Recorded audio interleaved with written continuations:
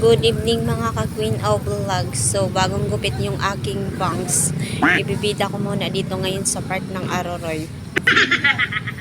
Ayan. Sinong may sabing, boring mamasyal kapag nag-iisa? Hindi nyo ba alam? Masarap kayang mamasyal lalo na pag may cake. Kahit wala ka kasama, basta may cake. Alam mo yung cake? May pera ka. Makakabili ka ng kahit anong gusto mong snack.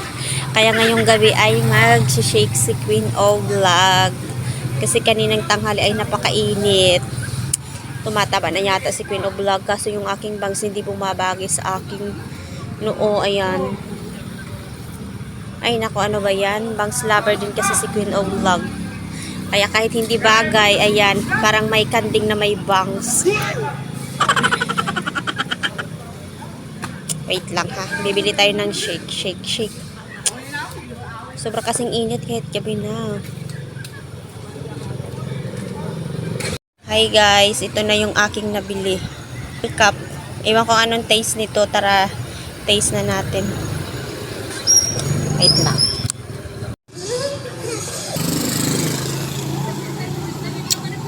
Ang presko guys sa lalamunan.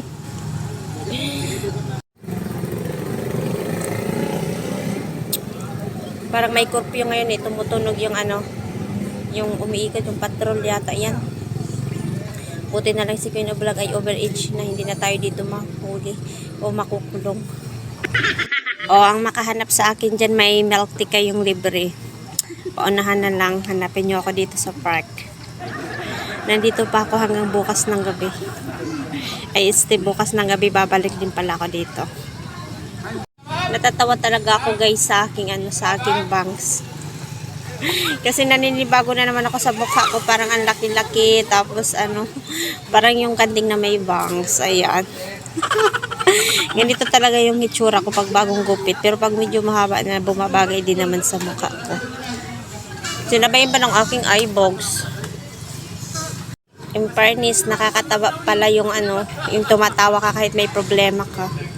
Pero wag namang araw-arawin yung tawa mo na walang dahilan. Baka masobrahan ata. Delikado din yung mga ka-Queen of Vlog. May mga tumitingin sa akin mga ka-Queen of Vlog. Nagugulat sila kasi nagsasalita daw ako mag-isa. Hindi nila alam, nagbablog na ako. Mapagkakamalan pa ako nitong mayuing sa ulo. Yung may yung may ganito. Dapat pala nirabrab ko na lang yung bangs ko. Mas bagay pa yata sa akin yung ganito kaysa may bangs. Tingnan nyo. Charan! Charan, parang payas ng manok. Ayan o. Charan! Laruin ko na lang to eh. Wala na tayong magawa. Ayan na yan yung result. Tanggapin ko na lang. Nagagandahan talaga ako dito mga Queen of Vlog magtambay sa park. Kasi una, maliban sa may free wifi for all, ay nakaka-good vibes din kasi ang dami kong nakikita.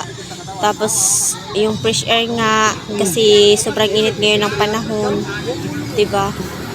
Nakaka-relax. Tapos mamaya konti, uuwi na ako. Tumatambay ako dito ng siguro mga half hour din. Ganun. Tapos matutulog na. Sarap buhay.